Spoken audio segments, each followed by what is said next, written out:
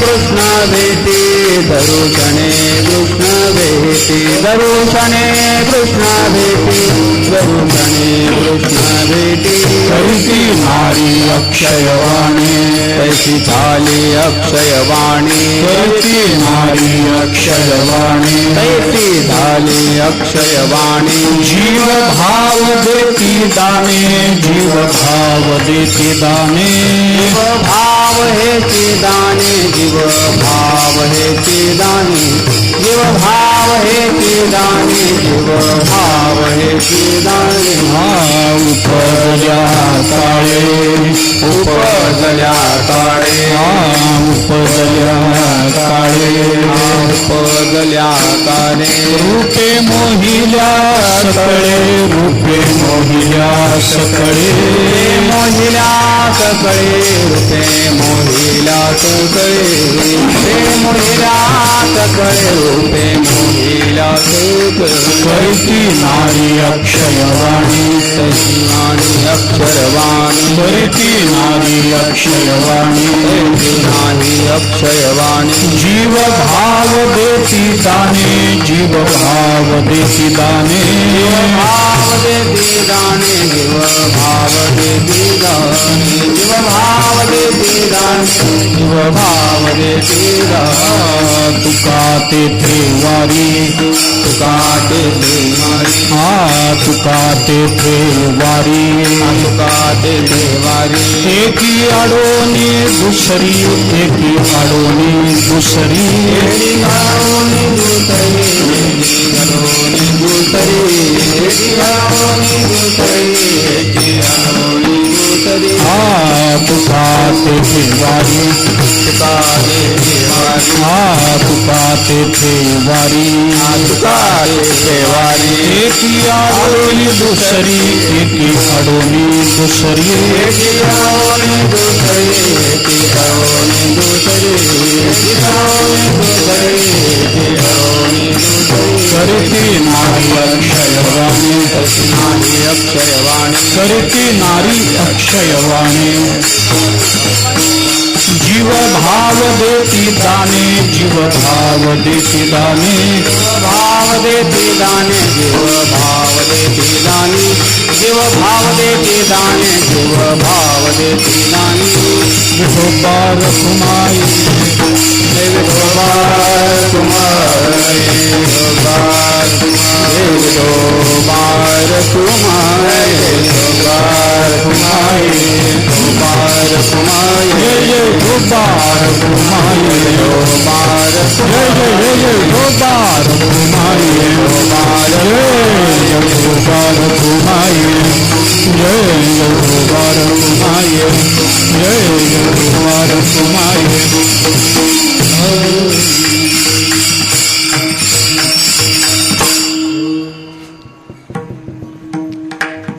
सोडियला गाठी सोडियला गाठी सोडियला गाठी सोडियला गाठी सोडियला गाठी सोडियला गाठी सोडियला गाठी सोडियला गाठी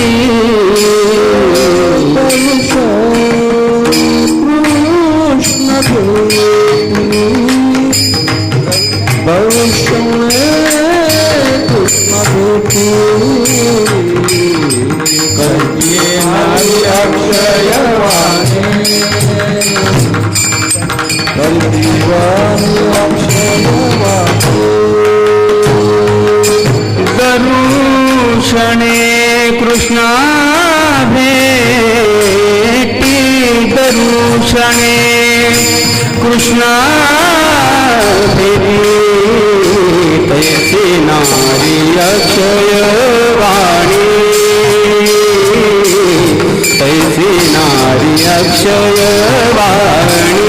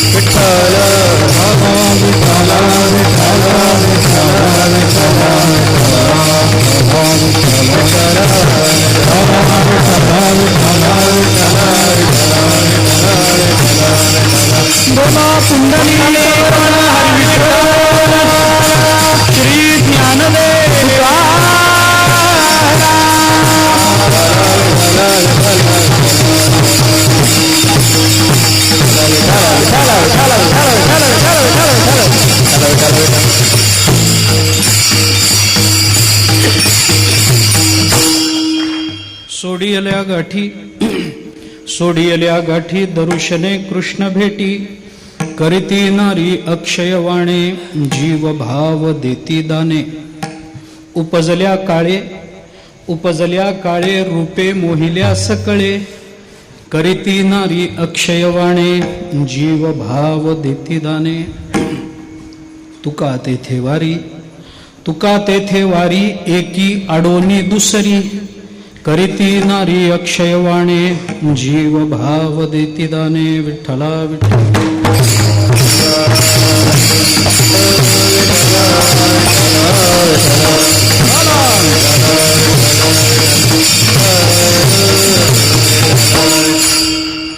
सोडियल्या गाठी दरुशनी कृष्ण भेटे.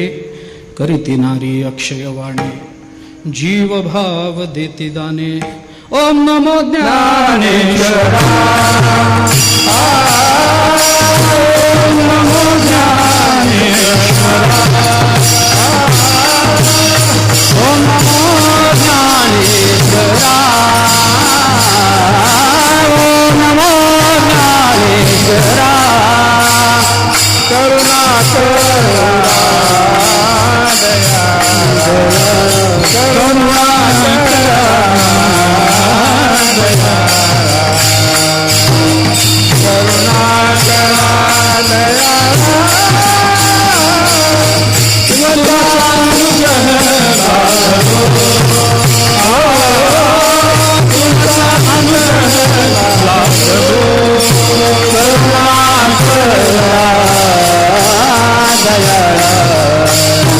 करुणा करा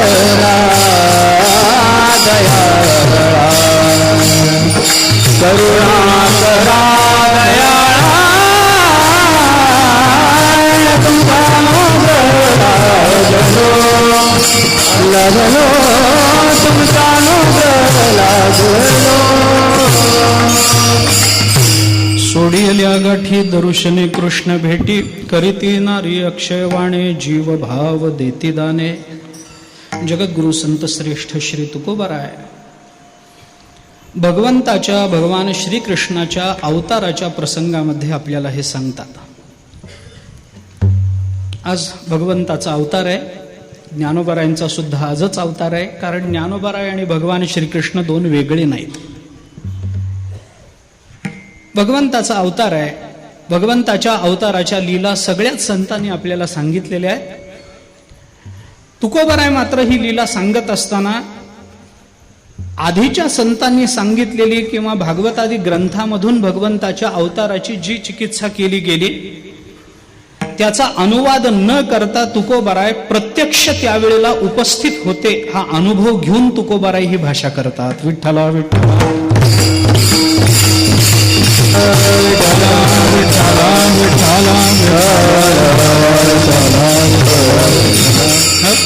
तुकोबारायांचा हा अनुभव आहे असं कशावरून मानायचं.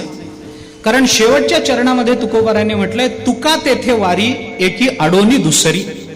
तुकोबाराय असं म्हणतात की ज्या वेळेला भगवान श्रीकृष्ण अवताराला आले, गोकुळामध्ये भगवंताचा अवतार झाला आणि भगवंताला म्हणजे नंदबाबाला आणि यशोदेला मुलगा झाला हे कळल्यानंतर सगळ्या गोकुळाने आनंदोत्सव साजरा केला.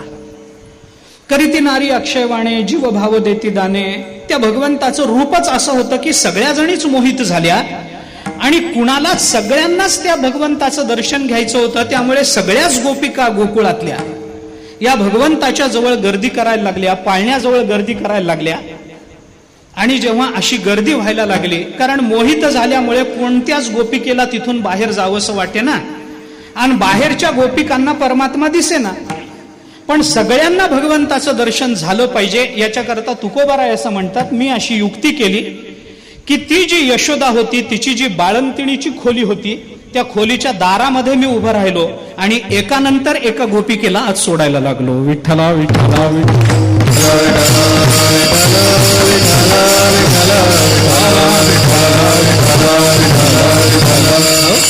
तुका तेथे वारी एकी अडोनी दुसरी.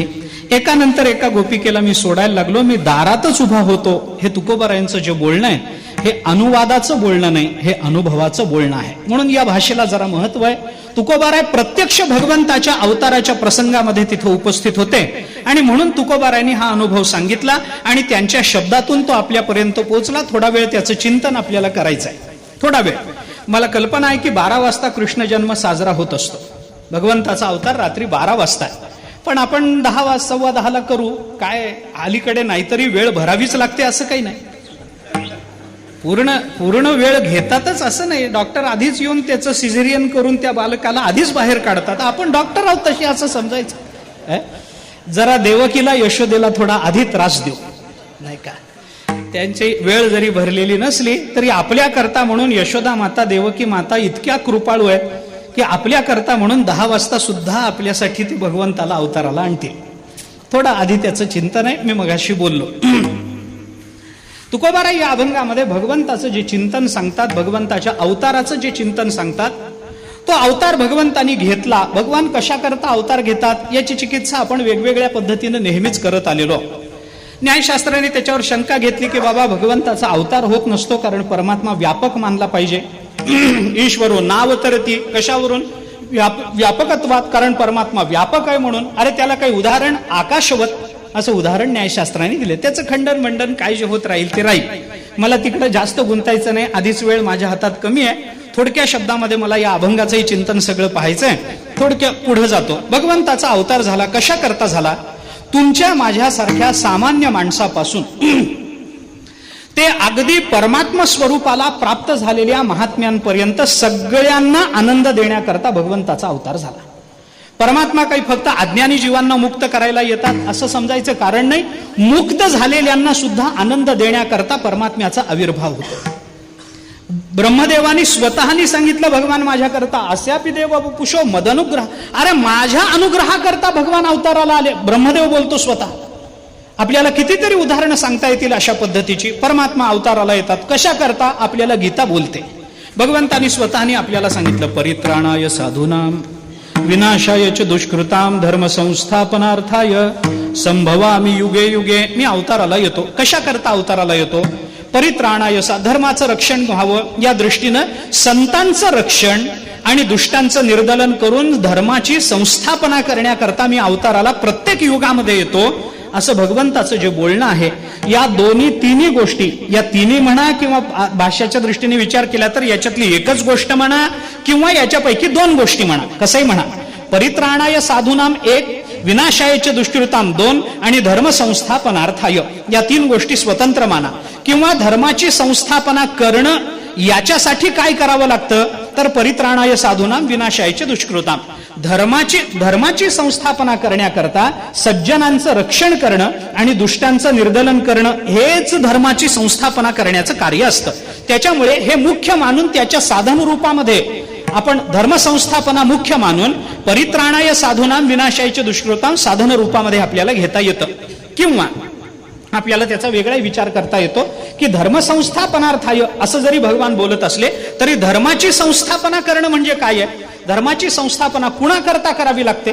धर्माची संस्थापना करून कुणाला फायदा होणार आहे? परित्राणाय साधूनाम विनाशायच दुष्कृताम.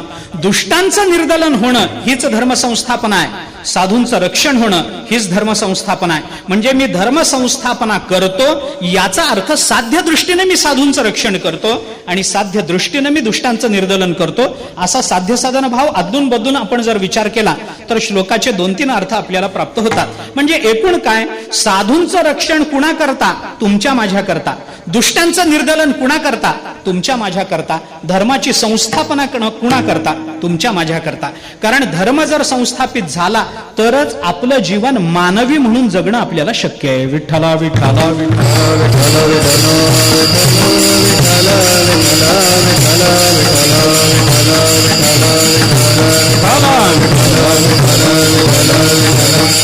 आणि तो धर्म आपल्याकडून पाळला जावा याच्याकरता आपल्याला धर्माचा मार्ग घालून देण्याकरता साधूंचं रक्षण व्हावं लागतं. आणि साधूंनी घालून दिलेल्या मार्गावरून जाताना प्रतिबंध येऊ नये याच्याकरता दुष्टांचं निर्दलन व्हावं लागतं. विठ्ठला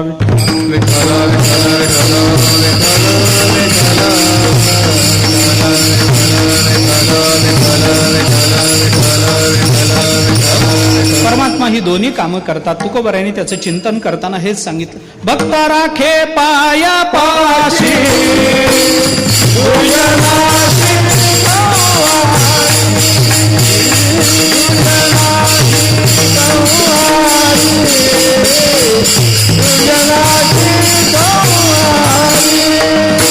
भक्ता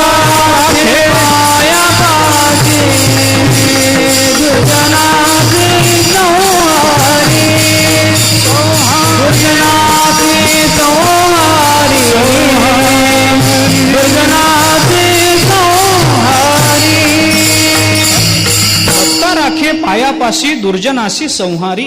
भक्तांना आपल्या पायाजवळ आश्रय देऊन त्यांचं रक्षण करतो आणि परमात्मा दुर्जनाचा संहार करतो. आता ते रक्षण करणं आणि संहार करणं हे कोणकोणत्या पद्धतीनं परमात्मा करतो याचे वेगवेगळे विचार आपल्याला सांगता येतात. विठ्ठला विठ्ठला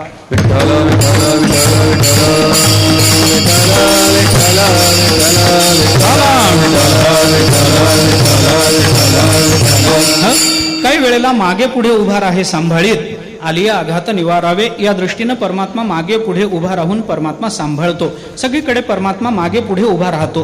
कुणाच्या मागे कुणाच्या पुढे. अर्जुनाच्या पुढे होऊन अर्जुनाला सांभाळलं की बाबा पायकू पाठीशी घातला, आपण पुढा राहिला. आपण पुढे राहून सारथ्य कर्म करण्याच्या निमित्तानं अर्जुनाच्या पेक्षा पुढे बसून भगवंताने अर्जुनाचं रक्षण केलं आणि सुग्रीवाचं रक्षण करताना मागे उभा राहून सुग्रीवाचं रक्षण केलं. मागे पुढे उभा आहे सांभाळीत, दोन्ही ठिकाणी परमात्मा उभं राहून आपलं रक्षण करतो. ते कोणत्या पद्धतीनं घ्यायचं ते रक्षण करण्याचे, अशा पद्धतीनं एक प्रत्यक्ष रक्षण आहे आणि काही वेळेला परमात्मा अप्रत्यक्ष रक्षण करत असतो. अप्रत्यक्ष रक्षण करतो म्हणजे काय करतो याचा विचार सांगताना महाभारताने असं सांगितलंय की तुमचं माझं रक्षण करताना परमात्मा अप्रत्यक्ष रक्षण करतो, पण भक्ताचं, त्याच्या अंतरंग भक्ताचं रक्षण करताना मात्र परमात्मा प्रत्यक्ष रूपानं प्रकट होतो. अंतरंग भक्ताचं रक्षण करताना प्रत्यक्ष प्रकट होतो. भागवतातल्या कितीतरी भक्तांचं चिंतन आपल्याला या संदर्भामध्ये करता येतं. पण तुमचं आमचं रक्षणही परमात्मा करतो, करत नाही असं नाही. अहो, रोज रात्री झोपल्यावर उद्या सकाळ माणसं सकाळचा अलार्म लावून झोपतात. केवढा विश्वास आहे की उद्या सकाळ आपल्या बघायचीच आहे म्हणून. आणि समजा मध्येच काही झालं तर अलार्म नुसताच वाजत राहील की नाही, त्याला बंद करणार कोण? पण ज्या विश्वासावर आपण उद्या सकाळी उठण्याची भाषा करतो तो विश्वास आपल्याला देणारा कोण आहे? परमात्माचं. हेच परमात्म्याचं अप्रत्यक्षरित्या केलेलं आपलं रक्षण आहे. महाभारत त्या संबंधामध्ये चिंतन करताना असं सांगतं, न देवा दंडमादाय रक्षंती पशुपालवद यंतु रक्षितुम इच्छन्ति बुद्ध्या संविभजन्ति तम. महाभारत असं सांगतं की परमात्मा प्रत्यक्ष हातामध्ये शस्त्र घेऊन तुमचं माझं रक्षण करत नाही. मग कसं करतो? ज्याचं रक्षण करण्याची परमात्म्याला इच्छा आहे त्याच्या जीवनात निर्माण झालेल्या संकटातून बाहेर पडण्याची बुद्धी त्याला देतो आणि रक्षण करतो. विठ्ठला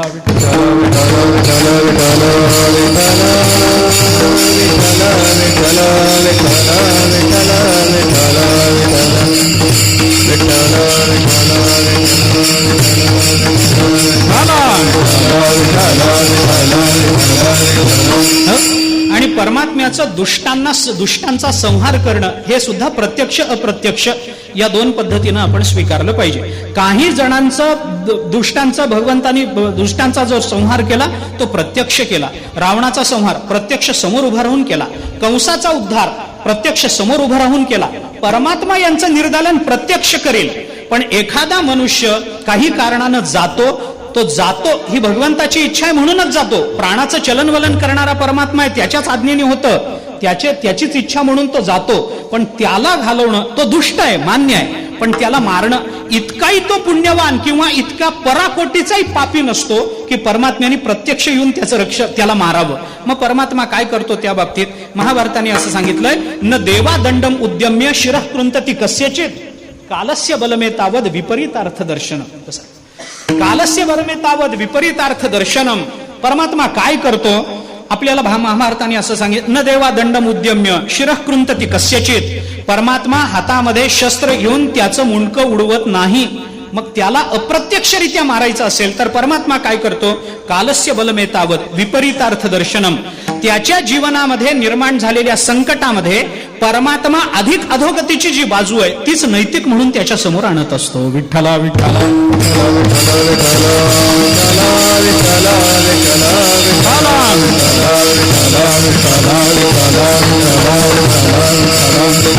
म्हणजे परमात्मा एवढ्या करता अवताराला येतो. ही परमात्म्याची एक भूमिका झाली जी तुमच्या माझ्या करता म्हणून सिद्ध होते. दुसरी भूमिका मी एकदम शेवटचं टोक सांगतो. दुसरं, परमात्मा अवताराला कशा करता येतात? याच्या करता येतात. हे रक्षण करणं एक. दुसरं, दुष्टांचं निर्दलन करणं दोन. तिसरं, धर्माची संस्थापना करणं की ज्या धर्म मार्गावरून आपण चालत गेलो तरच आपल्याला मानवी जन्म मिळाल्याचं समाधान व्हावं, मानवी जन्म मिळाल्याचं सार्थकत्व आपल्या जीवनाला प्राप्त व्हावं. याच्याकरता धर्म आपण मानला पाहिजे, धर्म मार्गाने गेलं पाहिजे.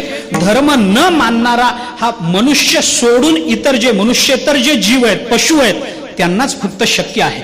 अहो खरं जर म्हटलं तर मनुष्यतर जे प्राणी आहेत की नाही ते सुद्धा आपापल्याच धर्मानं वागतात, धर्म सोडत नाहीत.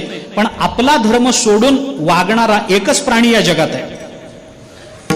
बाकी कोणताही प्राणी असा नाही जो आपला धर्म सोडतो. मला दाखवा. एखाद्या प्राण्याचा जो धर्म असतो त्या धर्माला वाघ आहे, वाघ. तो शिकार करून स्वतःचं पोट भरणं हा त्याचा धर्म आहे. तो किती जरी उपाशी असला आणि किती जरी हिरवगार गवत आपल्या अवतीभोवती असलं तरी वाघ गवत खात नाही, हे लक्षात घ्या. वाघ गवत खात नाही. मग वाघ सुद्धा आपला धर्म सोडायला तयार नाही. माणसं सोडतात की नाही? सोडतात. आपल्याला कितीतरी उदाहरणं या संदर्भातली पाहता येतात. बघा आपण गाढवाच्या, हे उदाहरण देऊच काय, गाढव मांसाहार करत नाही म्हणजे गाढव सुद्धा मांसाहार करत नाही असं म्हणायला पाहिजे. पण करत नाही, वाटेल ते झालं तरी. आकाशातून पडणाऱ्या पाण्यानेच आपलं पोट भरणारा चातक पक्षी किती शुद्ध पाणी दिलं तरी तो पिणार नाही, त्याचा धर्म सोडायला तो तयार नाही. पण आपल्याला आपला धर्म प्राप्त होऊनही भगवंताला हे सांगावं लागलं की बाबा स्वतःचा धर्म पाळा, इतरांचा धर्म कितीही चांगला असला तरी ते आपलं मरण माना. हे भगवंतानी कशा करता आपल्याला सांगितलं? स्वतःच्या धर्मात मरण चांगलं, पण दुसऱ्या धर्माचा गौरव होणं, हे दुसऱ्या धर्माकडून गौरव करून घेणं हे मात्र कदापि चांगलं नसतं. विठ्ठला विठ्ठला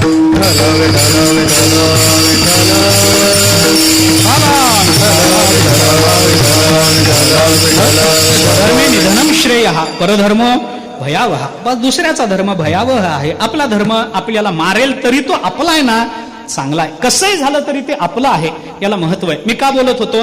धर्माची संस्थापना परमात्म्याने करून दिली. कशा करता करून दिली? बघा, विचार करा. सज्जनांचं रक्षण, दुष्टांचं निर्दालन, धर्माची संस्थापना, याच्यात सज्जनांचा विचार झाला, दुर्जनांचा विचार झाला. धर्म संस्थापनेतून तुमचा माझा विचार झाला की या धर्म मार्गावरून आपण गेलं पाहिजे. कशा करता?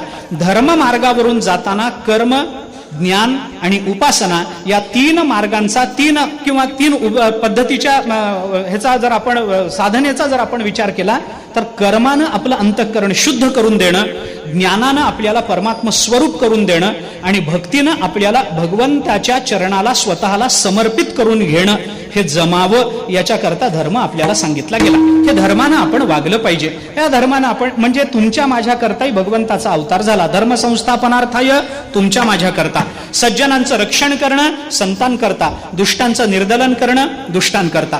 आता एवढ्यावर भागलं नाही. मी दुसरं शेवटचं टोक सांगतो. परमात्मा अवताराला का येतात याचं कारण सांगताना कुंती मातेने भागवतामध्ये असं कारण सांगितलंय.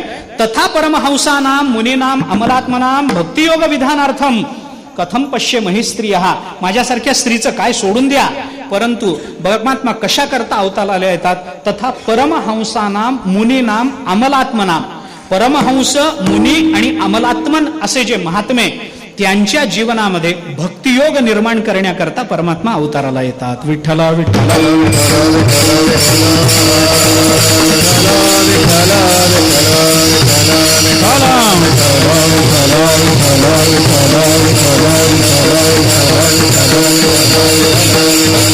आता ते परमहंस कोण, मुनी कोण, अमलात्मन कोण किंवा अमलात्मन मुनी कोण वगैरे याचा विचार आपण आता बघून घ्या तपशिलानं कुठेतरी. मला आता ते सगळं सांगत बसायचं नाही. परमात्म्याचा अवतार का याच्याकरता मी बोललो. अवताराला परमात्मा येतात म्हणजे काय करतात? कोणी म्हणतात की परमात्मा वरून खाली येतात, पण वरून खाली येणं म्हणजे अवतार. अवतरती हा अर्थ आपल्या वारकरी संप्रदायाला मान्य नाही, वेदांताला मान्य नाही. वरून खाली येणं म्हणजे काय? परमात्मा वर असतो असं मुळातच आपला धर्म मानत नाही. आकाशातला बाप आपण मानत नाही. आपला परमात्मा सर्वत्र व्यापून आहे. सर्वांच्या हृदय देशी मी अमुक आहे ऐसी बुद्धिस्फुरे हरनिशी ते वस्तुगामी, हे जर परमात्मा बोलत असतील तर परमात्मा वरून खाली येतात. याचा अर्थ परमात्म्याला वर खाली अशा भेदाला स्वीकारावं लागत असेल तर परमात्मा भेदाभेदाच्या अतीत आहे, म्हणून त्याला वरून खाली येणं हे संभवत नाही. लोक म्हणतात, दुसरा विचार त्याच्यातला असा आहे की अहो वरून खाली येणं म्हणजे वर प्रत्यक्ष, खाली प्रत्यक्ष, वरच्या मजल्यावरून खाली येणं असा अर्थ करू नका. मग वरून खाली येणं याचा अर्थ निर्गुणातून सगुणात येणं असा अर्थ करा. पण निर्गुणातून सगुणात येणं हाही अर्थ वारकरी संप्रदायाला तशा अर्थाने मान्य नाही. का मान्य नाही? त्याचं कारण असं की निर्गुणातून सगुणात जर परमात्म्याला यावं लागत असेल तर निर्गुण कुठंतरी कमी पडतं आणि सगुण कुठंतरी चांगलं होतं. आणि आपला वारकरी संप्रदाय सगुण आणि निर्गुण याच्यात भेद करत नाही. विठ्ठला विठ्ठला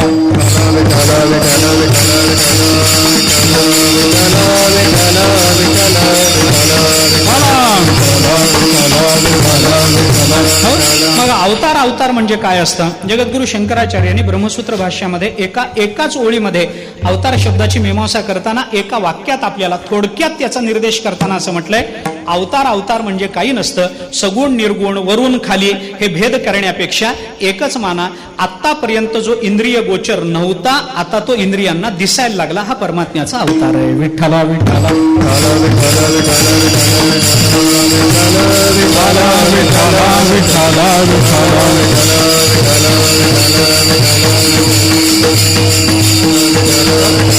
परमात्मा अवताराला आला म्हणजे डोळ्यांना दिसत नव्हता तो डोळ्यांना दिसायला लागला. म्हणजे काय? सगळ्याचा जर गोषवारा काढला तर एकच निघतो.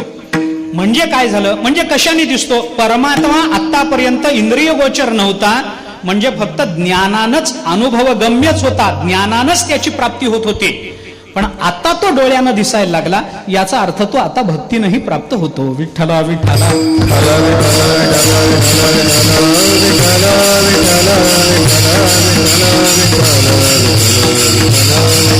तुकोबारांनी त्याचं चिंतन करताना जे शब्द वापरले तिथं भक्तियोगाला विशेष महत्व दिलं.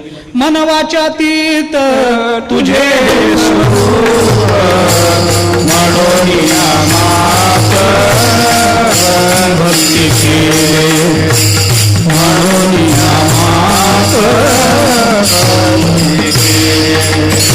मन वाचातीत तुझे स्वरूप मन माप भक्ती केले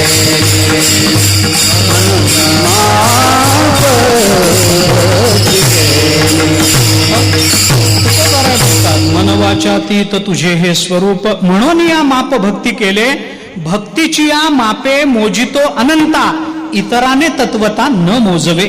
इतराने तत्वता न मोजवे, इतराने म्हणजे काय? भक्ती सोडून इतराने न मोजवे. मग भक्ती सोडून भक्तीची या मापे मोजितो अनंता, भक्तीच्या मापानं मात्र हा परमात्मा मोजता येतो. मोजता येतो म्हणजे काय होतं? आपण थोडा विचार करून पहा. मोजता जे व्यापक आहे त्याला मोजायचं कसं? ते भक्तीच्या संबंधामध्ये आपल्याला त्याचं चिंतन लावून घेता येतं. आता मला ते सगळं सांगायचं नाही, पण भक्तीचा विचार करतानाच हे सांगितलंय की ती भक्ती जी ज्ञानानं कर्मानं आवृत्त होत नाही त्यालाच तीच खरी भक्ती असते.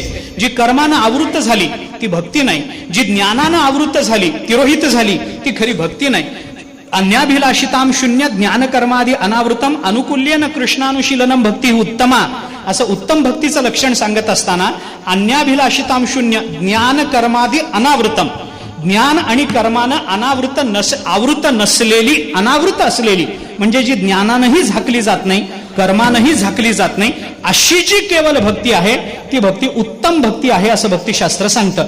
आणि ती भक्ती अमलात्मनाम मुनीनाम त्यांना देण्याकरता, परमहंसांना देण्याकरता, हंस परमहंस वगैरे जे सगळे सांगितले जातात यातल्या परमहंसांना श्रेष्ठतर अशा हंसाला अशी ती भक्ती देण्याकरता, कारण त्यांना सर्वत्र एक ब्रह्म अनुभवाला येतं, त्यांना भक्ती माहित नाही. कल्पित भेदात येऊन भक्तीचा आनंद कसा भोगता येतो त्यांना माहिती नाही. आणि अशा आत्मस्वरूपाला प्राप्त झालेल्यांना भक्तीचा आनंद देण्याकरता परमात्मा अवताराला येतात. विठ्ठला विठ्ठला विठ्ठला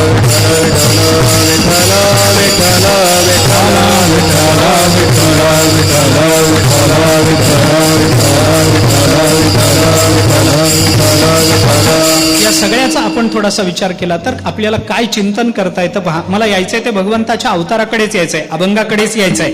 पण परमात्मा या सगळ्या कारणांनी जर अवताराला येत असतील तर कर्म मार्गियांकरता, ज्ञान मार्गियांकरता, उपासना मार्गियांकरता परमात्मा अवताराला येतात. आता हे अवताराला येणं या तिघांकरताही असेल तर या तिन्ही पद्धतीचे भक्त एकत्र परमात्म्याला कुठे भेटले? ते गोकुळामध्ये प्राप्त झाले. आता गोकुळामधल्या ज्या गोपिका, त्या सगळ्या गोपिका या तिन्ही मार्गावर चालणारे खऱ्या अर्थाने उपासकच होते असं म्हणायला पाहिजे की नाही? कारण या तिन्ही या ज्या स्त्रिया गोकुळातल्या होत्या, आपण नेहमी चिंतन सांगतो, कोणी सुना, कोणी लेकी, कोणी एकी स्वतंत्रा, अशा त्या गोपिका होत्या. त्याच्यातल्या सुना कोण, लेकी कोण, सासवा कोण, याचा विचार स्वतंत्रतेनं करता येईल. एकेका वाक्यात सांगून जातो. कर्म मार्गावरून, ज्या कर्म मार्गाचं, या स्त्रिया कोण आहेत? या दुसऱ्या तिसऱ्या कोणी नाहीत, या वेदातल्या श्रुती आहेत. नाथ महाराजांनी आपल्याला सांगितलं या गोपिका म्हणजे दुसरं तिसरं कोणी नाही, वेदातल्या श्रुती आहेत. त्या जाण वेदगर्भीच्या श्रुती, श्रुती रूपे नव्हे मत प्राप्ती, त्या परतल्या नेती नेती माझी सुखसंगती न पवती त्या. हे उद्धवाला सांगताना नाथ महाराज किंवा भगवान बोलले. भगवान असं म्हणतात, उद्धवा, या सगळ्या गोपिका या दुसऱ्या तिसऱ्या कोणी नसून वेदातल्या सगळ्या श्रुती आहेत. त्या श्रुतींना माझी प्राप्ती सगुण विग्रहानं झाली नाही. माझा आनंद त्यांना भोग, आनंद रूप झाल्या, पण आनंदाचा भोग त्यांना घेता आला. त्या जाण वेदगर्भीच्या श्रुती, श्रुती रूपे नव्हे मत प्राप्ती, माझी प्राप्ती त्यांना श्रुती रूपामध्ये झाली नाही. का? कारण नेती नेती म्हणून मागे सरकावं लागलं त्यांना. आतद व्यावृत्तीनंच परमात्म्याचं वर्णन करावं लागलं. याचा अर्थ प्राप्ती झाली नाही असं नाही.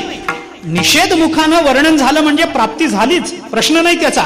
परंतु ती प्राप्ती होऊनही भगवत स्वरूपाचा आनंद त्यांना भोगता आला नाही. म्हणून त्या सगळ्या श्रुती देवाकडे गेल्या आणि देवाला विचारायला लागल्या, प्रार्थना करून, देवा आम्हाला तुमचा आनंद भोगता आला नाही, आम्ही काय करावं? भगवंतांनी त्यांना सांगितलं, माझा जर असा आनंद, सगुणातला आनंद तुम्हाला भोगायचा असेल तर एक काम करा, तुम्ही सगळ्या श्रुती गोकुळामध्ये गोपिकांच्या रूपानं प्रकट व्हा. मी तिथं प्रकट झालो की माझा आनंद तुम्हाला भोगता येईल. त्या परतल्या नेती नेती माझी सुखसंगती न पवती, त्या माझ्या संगतीतलं सुख किंवा माझी सुखाची संगती त्यांना प्राप्त झाली नाही. म्हणून त्या सगळ्या गोपिका तिथं आल्या. आता या गोपिका येताना कोणत्या रूपानं आल्या? कोणी सुना, कोणी लेकी, कोणी एकी स्वतंत्रा. सून रूपानं आल्या.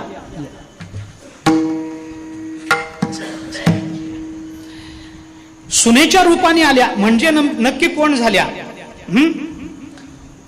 मुलीच्या रूपानं आल्या म्हणजे नक्की कोण झाल्या? आणि सासवाच्या रूपाने आल्या म्हणजे कोणत्या श्रुती सासवा झाल्या? याचा विचार थोडासा आपल्याला करता येईल एकेका वाक्यात. फार विस्तार करण्याचं कारण नाही, त्याच्यात गुंतून पडू आपण, नाही तर सासू सुना निघाल्या की वेळ कसा जातो कळत नाही. म्हणून एकेका वाक्यामध्ये सांगतो, लगेच पुढे जातो. याच्यातल्या ज्या कर्मपर श्रुती आहेत त्या सगळ्या सुना झाल्या. कारण का? कारण कर्म हे नेहमी परतंत्र असतं, कर्म कधी स्वतंत्र नाही. कर्माला नेहमी बाकीच्या गोष्टींचा आधार घ्यावा लागतो. अधिष्ठानम तथा कर्ता करणंच पृथक विधम विविधाश्च पृथक चेष्टा दैवम चैवात्र पंचमम, या सगळ्या गोष्टीचा आधार घ्यावा तेव्हा कर्म होतं. आणि प्रत्येकाचं कर्म वेगवेगळं असतं आणि प्रत्येक जण कर्माच्या अंकित आहे असा विचार जर आपण केला तर, किंवा कर्माच्या बाबतीतलं पारतंत्र्य आपण जर लक्षात घेतलं, जे जयाचे कर्मसूत्र मांडोनी ठेविले स्वतंत्र. लोक म्हणतात, अहो इथं कर्माच्या बाबतीतलं स्वातंत्र्य हे कर्माचं स्वातंत्र्य नाही. या ओवीमध्ये कर्माचं स्वातंत्र्य सांगितलं नाही, ओवीचा चुकीचा अर्थ लावला गेला. जे जयाचे कर्मसूत्र मांडोनी ठेविले स्वतंत्र, प्रत्येकाचं कर्म स्वतंत्र आहे हे सांगायचंय. पण ज्ञानोबाराय म्हणतात ते आधीच मांडून ठेवलेलं आहे ना, मग स्वातंत्र्य आलं कसं? जे मांडून ठेवलेलं कर्म आहे तेच जर आपल्याला करावं लागत असेल, स्वातंत्र्य कशाचं? बरं, कर्म केलं, कर्माच्या फलाचं स्वातंत्र्य आहे का माणसाला? अमुक एक कर्म केल्यानंतर मला अमुकच फल मिळालं पाहिजे हे माणूस ठरवेल का शास्त्र सांगेल? शास्त्र सांगेल. तस्मात शास्त्रम प्रमाणंते, माणूस प्रमाण नाही तिथं. कुठलं स्वातंत्र्य? म्हणून प्रत्येक वेळेला पारतंत्र्य. म्हणून कर्मपर श्रुती सुना झाल्या. लेकी झालेल्या ज्ञानपर सगळ्या श्रुती लेकी झाल्या.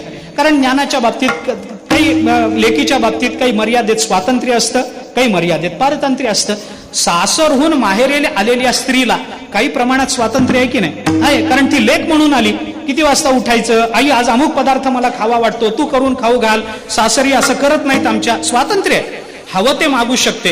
परंतु हे सगळं चालू असताना नवऱ्याचा जर फोन आला तर हातातलं सोडून जावं लागतं. परतंत्रता आहे की नाही? आहे. तसं ज्ञान सुद्धा मोक्ष देण्याच्या बाबतीत जरी परत स्वतंत्र असलं तरी प्राप्त होण्याच्या बाबतीत मात्र गुरुच्या अंकित असतं. म्हणून पारतंत्र्य आहे. विठ्ठला विठ्ठला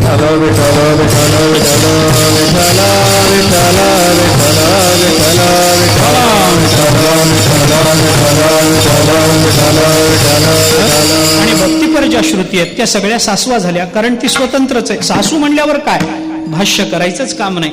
अनिर्वचनीय स्वरूपम, अनिर्वचने काय, तिच्यावर बोलायचं काही कारणच नाही. तसं भक्ती काय? स्वतंत्र आहे. ज्ञान कर्मादी अनावृतम, भक्तिशास्त्र आपल्याला सांगतं. अनुकूल्यन कृष्णानुशीलनम भक्ती ही उत्तमा. उत्तम भक्ती कोणती? जी ज्ञान आणि कर्मानं अनावृत असते, आवृत्त नसते, ती जी भक्ती आहे ती उत्तम भक्ती असेल तर या भक्ती, या तिन्ही पद्धतीचा मार्ग आपल्याला किंवा तिन्ही पद्धतीचे उपासक हे आपल्याला गोकुळामध्ये दिसतात. म्हणून गोकुळामध्ये परमात्मा अवताराला आले आणि या तिन्ही पद्धतीच्या लोकांना कसा अनुभव प्राप्त झाला याचं चिंतन या अभंगामध्ये तुकाराम महाराजांनी केलंय. भगवान अवताराला आले गोकुळामध्ये आणि गोकुळामध्ये अवताराला आलेल्या भगवंताला गोपिकांनी बघितलं आणि त्याचा परिणाम काय झाला अभंगाच्या पहिल्या चरणात. सोडियेला गाठी सोडियेला गाठी सोडियेला गाठी सोडियेला गाठी सोडियेला गाठी सोडियेला गाठी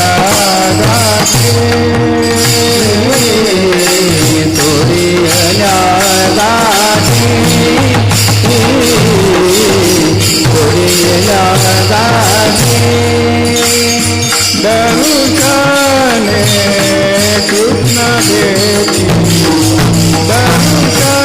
दरुशने कृष्ण भेटी नारी अक्षय वाणी नारी अक्षय वाणी दरुशने कृष्ण भेटी दरुशने कृष्ण भेटी नारी अक्षय वाणी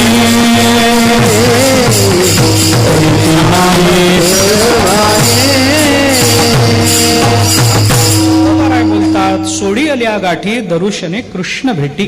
मला दोन गोष्टींचा विचार या चरणाच्या संबंधात करायचा आहे, तेवढाच विचार मी आपल्याला सांगतो. तुकोबाराय म्हणतात सोडी आल्या गाठी, गाठी सोडल्या आम्ही. कशाने सोडल्या? दरुशने कृष्ण भेटी. मला दोन पद्धतीनं विचार मांडायचा आहे. काय असतं? गाठी सुटणं म्हणजे काय याचा विचार आपण करू, पण ते करताना तुकोबाराय म्हणतात दरुशने, गाथ्यातला शब्द दरुशने असा आहे. दर्शने कृष्ण भेटी असा जर विचार करायचा झाला तर दर्शने सोडी आल्या गाठी, कृष्ण दर्शने गाठी सोडी आल्या आणि कृष्ण भेटी गाठी सोडी आल्या. या दोन्ही मध्ये आपल्याला काहीतरी फरक करावा लागेल. भगवंताच्या भेटीनं सुटणाऱ्या गाठी आणि भगवंताच्या दर्शनाने सुटणाऱ्या गाठी याचा विचार तुकोबाराय करतात. विठ्ठल विठ्ठल विठ्ठल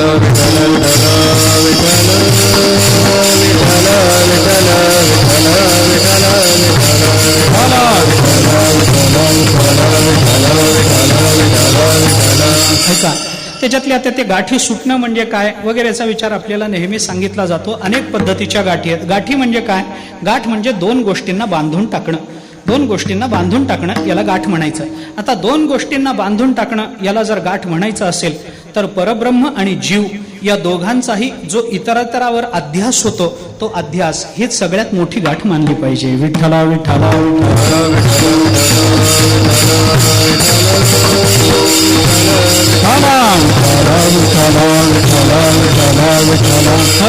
अन्योन्याध्यास याला आपल्याला गाठ म्हणता येऊ शकतं. दोन गोष्टी, दोन दोऱ्या स्वतंत्र असताना गाठीनं त्यांना एकत्र करणं, या गाठीचं जर दोघांना वेगळे असताना एकत्र करणं हे जर काम असेल तर ज्या गोष्टी वेगळ्या आहेत त्याला भेद दृष्टीनंच, विवेक दृष्टीनंच पाहिलं पाहिजे.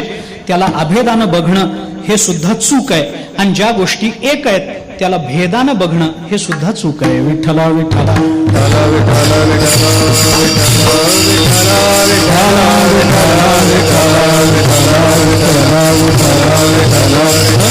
कारण गाठी दोन्ही पद्धतीच्या असतात. मी आपल्याला दोन्ही सांगतो.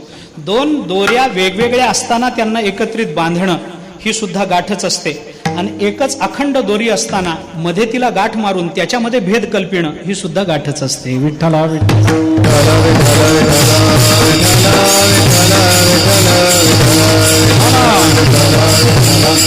म्हणजे एकात विभाग बघणं ही गाठच आहे आणि दोन स्वतंत्र गोष्टींना एकार्थानं बघणं ही सुद्धा गाठच आहे. विठ्ठला विठ्ठला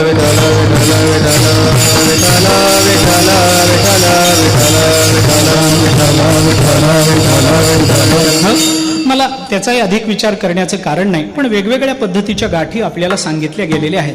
अनेक पद्धतीच्या गाठी, त्या कोणत्या गाठी, कशा पद्धतीनं, काय, याचा विचार आपल्याला करायचा आहे. मी सूत्र सांगतो आणि पुढे जाऊन थोडासा त्याचा विस्तार करतो. तुकोबाराय काय म्हणतात, सोडी आल्या गाठी. कशाने सोडी आल्या बाबा, तुम्ही गाठी कशानं सोडल्या? दरुशने कृष्ण भेटी. कृष्ण दरुशने सोडी आल्या गाठी, कृष्ण भेटीने सोडी आल्या गाठी. कृष्णाची भेट घेऊन सोडलेली गाठ कोणती आणि कृष्णाच्या दर्शनाने भेट सोडलेली गाठ कोणती, याचा जर विचार करायचा झाला तर सूत्र सांगतो. दर्शन हा शब्द ज्ञानवाचक आहे, त्यामुळे ज्ञानाने सुटणाऱ्या गाठी वेगळ्या असतात आणि भेट होणं हे भक्तीचं लक्षण असल्यामुळे भक्तीनं सुटणाऱ्या गाठी वेगळ्या असतात. ज्ञानानं सुटणाऱ्या गाठी कोणत्या आणि भक्तीनं सुटणाऱ्या गाठी कोणत्या, याचं एका वाक्यात परामर्श घेऊन सूत्र रूपानं सांगून जर पुढे जायचं झालं तर परब्रह्म काय, आता ऐका, थोडा लक्षपूर्वक ऐका म्हणजे सांगतो. ज्या ज्ञानानं गाठी सुटतात त्या म्हणजे ज्या ज्ञानानं सुटणाऱ्या ज्या गाठी आहेत त्या कोणत्या त्याही सांगतो, आणि भक्तीनं सुटणाऱ्या गाठी कोणत्या त्या सांगतो. जी गाठ ज्ञानानं सुटते ती वेगळी असते, आणि ज्ञान ज्या गाठींना सोडवतं तेच ज्ञान जेव्हा जीवनामध्ये गाठ होऊन येतं तेव्हा त्याला सोडवणारी भक्ती असते. विठ्ठला विठ्ठला विठ्ठला विठ्ठला विठ्ठला विठ्ठला विठ्ठला विठ्ठला विठ्ठला. म्हणजे थोड्या वेगळ्या शब्दात ज्ञान सोडून सगळ्या गाठी ज्ञानानं सुटतात आणि ज्ञानाची गाठ भक्तीनं सुटते. विठ्ठला विठ्ठला विठ्ठला विठ्ठला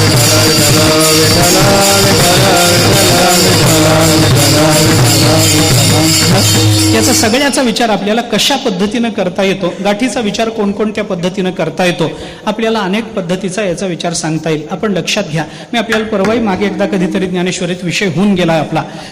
आहार शुद्ध सत्वशुद्धी, सत्वशुद्ध ध्रुवा स्मृती, स्मृतिलंबे सर्व ग्रंथीनाम विप्रमोक्ष. इथं सर्व ग्रंथीनाम विप्रमोक्ष, इथं सर्व हा जो शब्द लागला गेला त्याच्यात कोणकोणत्या गाठी आपल्याला विचारात घेता येतात याचंही आपण उपनिषदाच्या भाष्याच्या अर्थाने चिंतन करून पहा. विस्तार मला करायचा नाही, सगळ्याच गोष्टी मला सांगायला वेळही नाही, पण थोड्या गोष्टी सांगणं आवश्यक आहे म्हणून सांगतो. कसं आहे पहा की आहार शुद्ध सत्वशुद्धी, सत्वशुद्ध ध्रुवा स्मृती, स्मृतिलंबे सर्व ग्रंथीनाम विप्रमोक्ष. आता स्मृतीनं होणारं ज्ञान असा जर विचार आपल्याला करायचा झाला तर स्मृती हे ज्ञानाला प्रमाण आहे का वेदांतामध्ये? स्मृती ज्ञानाला प्रमाण नाही महाराज. अनुभव आणि स्मृती हे ज्ञानाला कारण आहेत, हे न्यायशास्त्र मानत असेल, पण वेदांत मानताना अनुभव आणि स्मृती हे ज्ञानाला कारण नाहीत. मग ज्ञानाला कारण जर काही असेल तर फक्त तत्वमस्यादी महावाक्याचा बोध आहे. विठ्ठला विठ्ठला विठ्ठला विठ्ठला विठ्ठला विठ्ठला विठ्ठला गुरुमुखातून येणारा तत्वमस्यादी महावाक्याचा बोध आपल्याला परमात्मा स्वरूपाला प्राप्त करून देतो. तुका म्हणे कानी ऐकेली मात, तोची झाला घात जीवपणा. या दृष्टीने जीवपणाचा बाध करायचा असेल तर आपल्याला अशा पद्धतीनं करावं लागतं. तत्वमस्यादी महावाक्याच्या श्रवणानं काय होतं? परमात्मा बोध होतो. परमात्मा बोध झाला, गाठी सगळ्या सुटून जातात. आता सुटून जाणाऱ्या गाठी, इथं स्मृतिलंबे सर्व ग्रंथीनाम विप्रमोक्ष, इथं स्मृतिलंबे असं जे म्हटलेलं आहे, स्मृतीनं सुटणारी गाठ कोणती महाराज? सगळ्याच गाठी स्मृतीनं सुटत नसतात, कारण स्मृती ही आपल्याला यथार्थ ज्ञानाकरता प्रमा मानली गेलेली नाही. मला विस्तारही त्याचा करायचा नाही, मला चिंतन काय सांगायचंय ते ऐका. मग ही स्मृती कशानं, स्मृती शुद्धता, सत्वशुद्धता ही कशानं प्राप्त होते? आपल्याला उपनिषदाने सांगितलं आहार शुद्ध सत्वशुद्धी, सत्वशुद्ध ध्रुवा स्मृती. देखत होतो आधी मागे पुढे सकळ, मग हे दृष्टी गेली वरी आडे पडळ. हे वर आलेलं पडळ मोडून काढून मागची सगळी स्मृती असा विचार केला तरी आपल्याला ते चालत नाही, वेदांताच्या प्रक्रियेमध्ये ते बसत नाही. आणि म्हणून इथं जे चिंतन आपल्याला करावं लागतं ते चिंतन थोडंसं अंतःकरणातल्या बाकी विकारांच्या ज्या गाठी आहेत त्या सगळ्या गाठी आहार शुद्ध सत्वशुद्धीनं सुटून जातात. बाकी सगळ्या गाठी सुटून जातात असं उपनिषद बोलतं. स्मृतिलंबे सर्व ग्रंथी नाम विप्रमोक्ष. पण या सर्व ग्रंथी कोणत्या? या सर्व विकारांच्या ज्या ग्रंथी जीवाच्या अंतःकरणामध्ये, ग्रंथी म्हणजे गाठ, या विकारांच्या ज्या गाठी आतमध्ये बसलेल्या आहेत त्या सगळ्या आहार शुद्ध सत्वशुद्धी याच्याने सुटून जातात. विठ्ठला विठ्ठला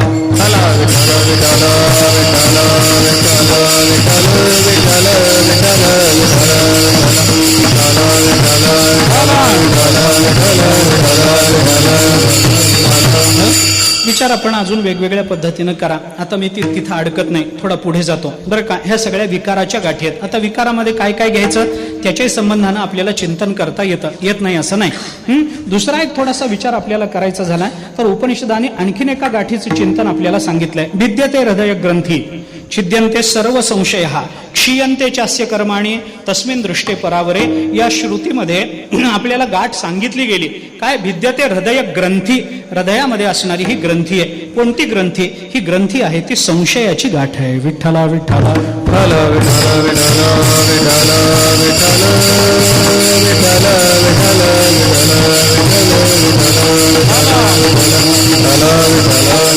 ती संदेहाची गाठ आहे, संशयाची गाठ आहे. ती कशी बसते, काय बसते? आपण सकाळी गाढवाचं उदाहरण ऐकलं की नाही? संदेह राहतोच, किती झालं तरी संदेह राहतोच. अंतःकरणामध्ये मी ब्रह्मरूप आहे, परब्रह्म आणि जीव यांच्यामध्ये कोणत्याही पद्धतीचा भेद कोणत्याही अर्थाने मानता येत नाही असं जीव ब्रह्मैक्य प्रतिपादन करणाऱ्या श्रुती समोर असूनही परोक्षत्वानं त्या बुद्धीला कळूनही अंतःकरणामध्ये कुठेतरी काय होतं त्याचं कारण मी सांगतो.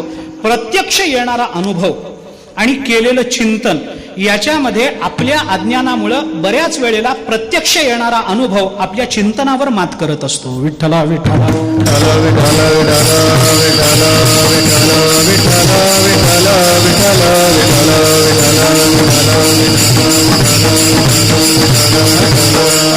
ही गाठ म्हणजे काय? संदेह म्हणजे एका अर्थाचा विकारच आहे. ती सुद्धा सुटून संदेहाची सुटली गाठी, संदेहाची सुटली गाठी, संदेहाची सुटली गाठी, संदेहाची सुटली गाठी, संदेहाची सुटली गाठी, संदेहाची सुटली गाठी, संदेहाची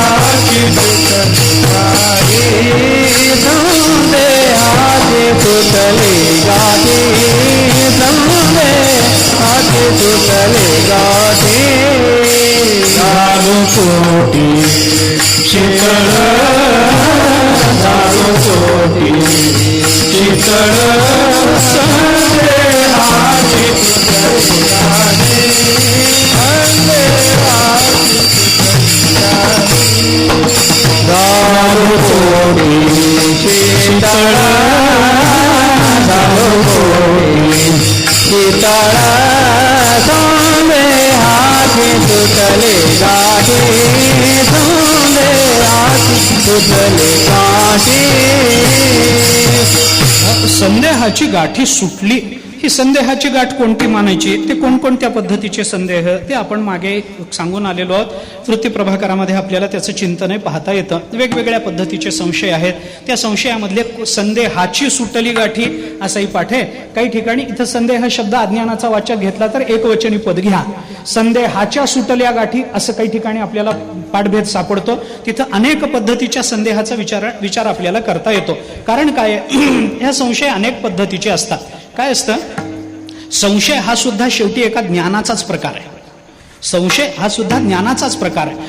मनुष्य कुठं संशय घेतो? हो ऐका, जिथं काहीच संबंध, काहीच समजलेलं नसतं तिथं संशय येतो का? थोडं समजलेलं असतं तिथं संशय येतो. थोडं समजावं लागतं. म्हणजे काहीतरी समजण्यावर जर संशय येत असेल तर संशय सुद्धा ज्ञानाचाच एक प्रकार मानला पाहिजे. विठ्ठला विठ्ठल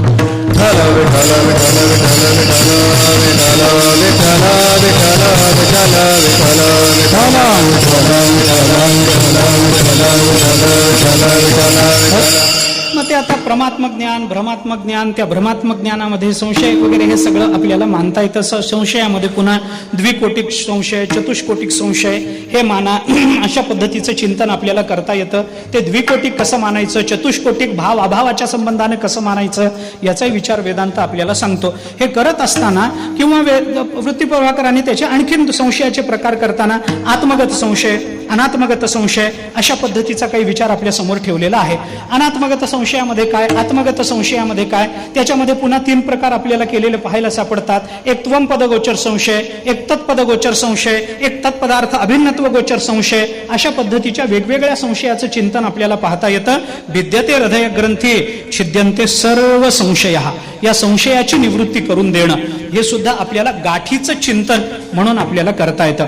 आणखीन एका पद्धतीनं गाठीचा विचार जर आपल्याला करायचा झाला तर आणखीन एक आपल्याला कठोपनिषदामध्ये भाष्य दिसतं, कठोपनिषदामध्ये केलेलं चिंतन दिसतं.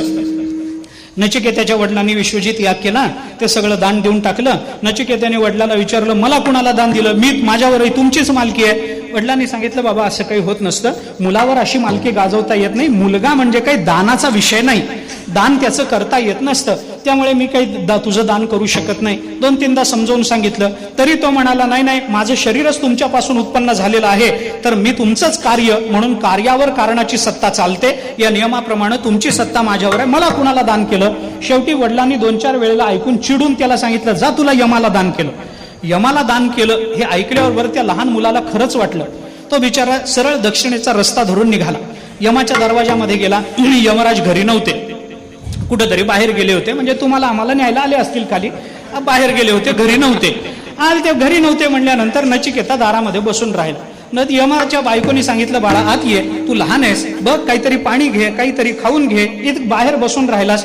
तो म्हणाला, नाही, धर्मशास्त्र आपल्याला असं सांगतं, यजमान घरात नसेल तर अतिथीने घरामध्ये पाय ठेवू नये. यजमानाने या म्हणून सांगितलं तरच अतिथीने जावं.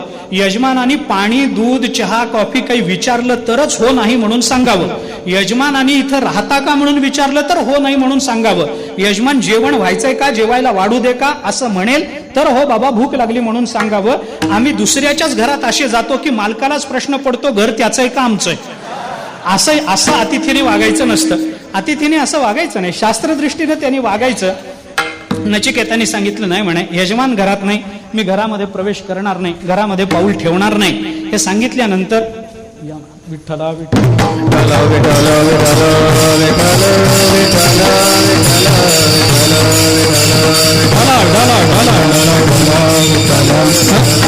नचिकेताने सांगितलं, नाही बाबा मी घरात काही येऊ शकत नाही. मग काय करायचं?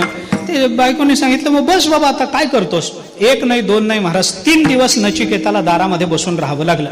नचिकेता 3 दिवस, म्हणजे कुठेतरी भूकंप झाला असेल, काहीतरी झालं असेल, 3 दिवस काम यमाला म्हणजे काय हो, काही साधा असेल, काहीतरी झालं असेल. 3 दिवस यमराज आले नाही. 3 दिवसानंतर जेव्हा यमराज आले तेव्हा पत्नीनं सांगितलं, तुमची बाकी सगळी कामं बाजूला ठेवा. विठ्ठला विठ्ठला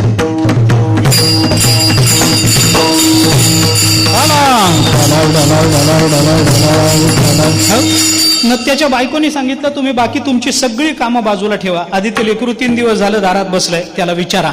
3 दिवस दारात आहे म्हणल्यानंतर यमधर्माने नचिकेताला सांगितलंय, बघ तू 3 दिवस माझ्या दारात बसलास ना, तुला मी 3 वर देतो, काय पाहिजे ते मागून घे. मागून घे म्हटल्यानंतर मग नचिकेताने काय काय मागून घेतलं. एका वरामध्ये बापाची गेलेली सगळी संपत्ती वगैरे मागून घेतली. दुसऱ्या वरामध्ये अजून काही पंचाग्नी विद्येचा वगैरे विचारून घेतलं. तिसऱ्या वरामध्ये विचारताना मरणोत्तर जीवन काय असतं, मेल्यानंतर आत्मा परमात्मा स्वरूपाला प्राप्त होतो म्हणजे नेमकं काय होतं हे मला समजावून सांगा, असं जेव्हा नचिकेता म्हणाला त्यावेळेला यमधर्माने त्याला सांगितलं, बाबा हे समजून घ्यायचं, तुझं हे वय नाही, तू अजून लहान आहेस.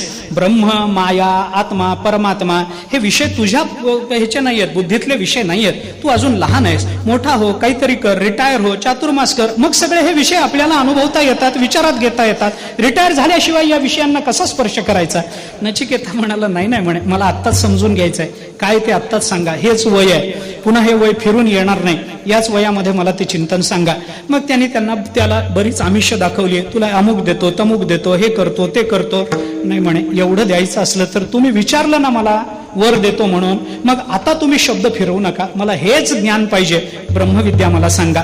मग ती ब्रह्मविद्या जेव्हा यमधर्म नचिकेताला सांगतात त्यावेळेला त्याचं एक चिंतन सांगताना यमधर्माने परमात्मा जीव ब्रह्मस्वरूपाला प्राप्त होतो, तो कसा प्राप्त होतो हे सांगताना यमधर्माने असं सांगितलंय, यदा सर्वे प्रभिद्यन्ते हृदयस्थ इह ग्रंथयः अथ मर्त्यो अमृतो भवति एतानुवधी अनुशासनम. यमधर्म असं सांगतात की यदा सर्वे प्रभिद्यन्ते हृदयस्थ इह ग्रंथयः, हृदयाची ही गाठ सुटली की मग मर्त्य स्वरूपाला असणारा जो जीव तो अमृत स्वरूपाला प्राप्त होत असतो. विठ्ठला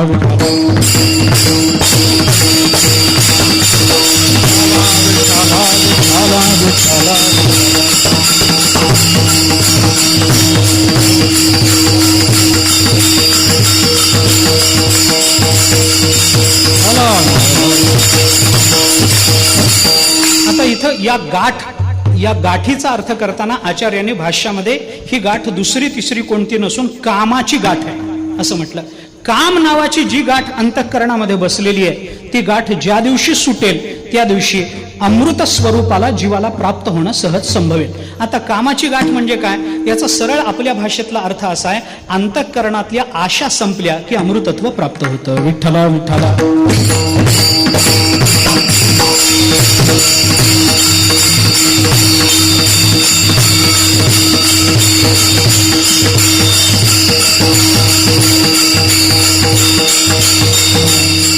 काम, या गाठीचा काम असा अर्थ का करायचा. कठोपनिषदामध्ये यदा सर्वे प्रविद्यन्ते हृदयस्थ इह ग्रंथयः, या ग्रंथयः या पदाचा अर्थ करताना ती कामाचीच गाठ का मानायची याचा विचार करताना आचार्यांनी बृहदारण्यकातलं एक सूत्र, एक प्रमाण आपल्याला त्या संबंधामध्ये असं दिलंय. यदा सर्वे प्रमुच्यन्ते, काय कामा यदि हृदिश्रुतः, तिथं काम शब्द वापरला.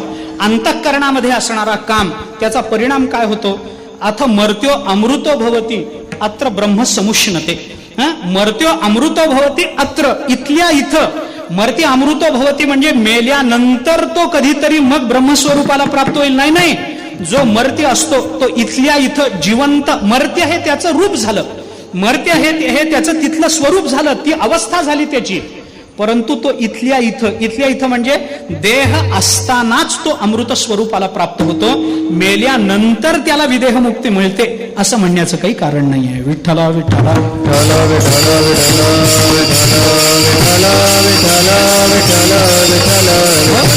आचार्यांनी तिथं कामायस्य हृदिश्रितः असं जे म्हटलेलं आहे, तिथं काम हा शब्द वापरलेला असल्यामुळे आचार्यांनी कठोपनिषदामध्ये सुद्धा त्या नचिकेताला उपदेश करत असताना अंतःकरणातली हृदयातली गाठ या शब्दाचा अर्थ काम असा केलाय.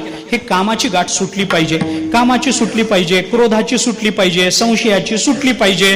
अंतःकरणामध्ये विविध जे विकार जन्म जन्मांतराच्या कर्मानं आणि वासनेनं ठाण मांडून बसलेले असतात ते असे सहजासहजी सुटत नाहीत. त्याच्याकरता काय करावं लागतं, त्याच्याकरता कर्म नावाची निष्काम कर्माचरण काही उपासना आहे. त्याच्याकरता आपण मुमुक्षु झालं पाहिजे. त्याच्याकरता श्रवण काही आपल्याला सांगितलंय, त्याच्याकरता मनन काही सांगितलंय आपल्याला. प्रमाण संभावना जाण्याकरता मनन करा, अमुक करा, तमुक करा, हे करा, ते करा, सांगितलं की नाही आपल्याला. प्रमेय संभावना जाण्याकरता निदिध्यासन करा, आणि मग शेवटी आपल्याला विपरीत भावना जाण्याकरता मग आपल्याला तत्वपदार्थ शोधन करून मग ब्रह्मस्वरूपाला प्राप्त होता येतं. हा अगदी जो सुरुवातीला आलेला विषय विचारसागरामध्ये तो जरी आपण बघितला तर आपल्याला लक्षात येईल की या सगळ्या गाठी सुटल्या पाहिजेत. जोपर्यंत या गाठी सुटत नाहीत तोपर्यंत आपली जीवदशा अबाधित आहे असं म्हणायला हरकत नाही. बरं, गंमत अशी आहे, इथं प्रत्येक ठिकाणी सर्वे हा शब्द वापरलेलाच आहे. म्हणजे याच्यातली एक गाठ सुटली म्हणजे सगळं झालं असं नाही. अहो, कामाची गाठ सुटली म्हणजे क्रोधाची गाठ सुटतेच असं नाही. या काही सगळ्या सरगाठी नाहीत की एक सुटली की पुढच्या सरासर सुटून जाव्यात. नाही नाही महाराज, एक गाठ सुटली तरी पुढची गाठ सोडवण्याकरता पुन्हा जन्माला येऊन एक जन्म घालवावा, असे अनंत जन्म घालवावेत, तेव्हा या सगळ्या गाठी सुटत जातात. विठ्ठला विठ्ठला.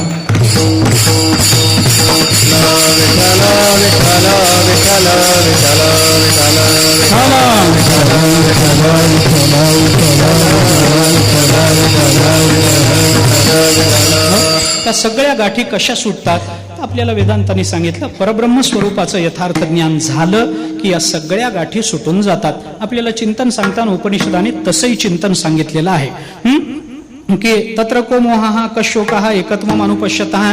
एका परमात्म्याचं आपल्याला दर्शन झालं मग आपल्याला काय होतं ते सांगताना उपनिषदांनी असं सांगितलं, तरती शोकम तरती पापमानम गुहा ग्रंथीभ्यः विमुक्तो अमृतो भवती. गुहा ग्रंथीभ्यः, अंतःकरण आपलं हृदय हीच एक गुहा आहे. या गुहेमध्ये ज्या अनंत गाठी आहेत या गाठी या कधी सुटतात, परब्रह्म स्वरूपाच्या यथार्थ ज्ञानाने सुटतात. आणि हे ज्ञान झालं आणि ही गाठ सुटली, हे कशावरून ओळखायचं, तरती शोकम, तो शोकातून तरुण जातो. तरती पापमानम, सगळ्या पापातून तो तरुण जातो. सगळा शोक संपला, सगळ्या पापातून तो तरुण गेला. हा शोक कधी संपतो, तत्र को मोहः कशोकः एकत्वम अनुपश्यतः. एकाच परब्रह्म, एका परमात्म्याचं यथार्थ ज्ञान झालं, शोक पाप सगळं सगळं सगळं संपून गेलं. असं जर होत असेल तर एका परमात्म्याचं चिंतन, तरती शोकम तरती पापमानम गुहा ग्रंथीभ्यः विमुक्तो, गुहा ग्रंथीभ्यः विमुक्तो, या सगळ्या ग्रंथीपासून जो मुक्त झाला, बाजूला झाला, म्हणजे या सगळ्या ग्रंथी सुटून गेल्या की समजावं अमृतो भवती. विठ्ठला विठ्ठला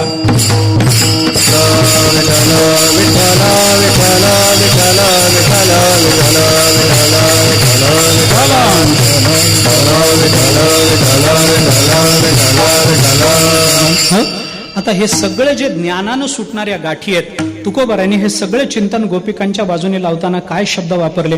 तुकोबाराय म्हणतात हे सगळं, या सगळ्या गाठी आमच्या सुटल्या, आम्ही सोडवून घेतल्या. कशानं सोडवून घेतल्या? सोडियल्या गाठी. कशानं?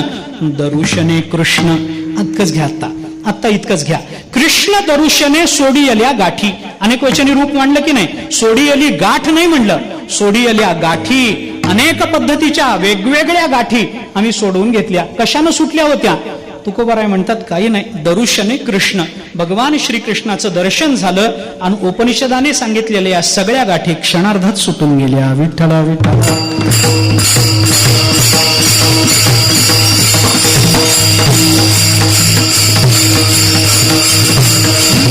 आता दर्शन हा शब्द इथं वापरला की नाही? दर्शने कृष्ण भेटी. इथं दर्शन शब्दाचा अर्थ काय करायचा? दर्शन शब्दाचा अर्थ आहे ज्ञान, परमात्म्याचं यथार्थ ज्ञान. दर्शन शब्द दृश्यते अनेन इति असं म्हणून आपण दर्शन शब्दाचं चिंतन करू, पण दृश्यते अनेन असा विचार करण्यापेक्षा दृश्यते यथार्थत्वम अनेन मग दर्शन शब्दाचा विचार केला तर यथार्थतेचं दर्शन, यथार्थता ज्यामुळे आपल्याला दर्शनाला प्राप्त. यथार्थ कोण आहे?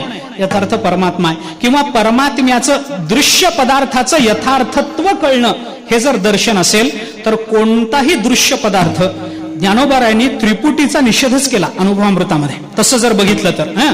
पण त्रिपुटी तयार होते असं म्हणणं सुद्धा एका अर्थाने शब्दरूपानं म्हणावं लागतं, पण हे म्हणणं सुद्धा खरं म्हणजे चुकीचं आहे. का? कारण दृश्य, दर्शन आणि द्रष्टा या तिन्हीच्या स्वरूपानं नांदणारं एकच परब्रह्म असेल तर दृश्य पदार्थाचं यथार्थत्व म्हणजेच स्वरूपाची जाणीव असते. विठ्ठला विठ्ठला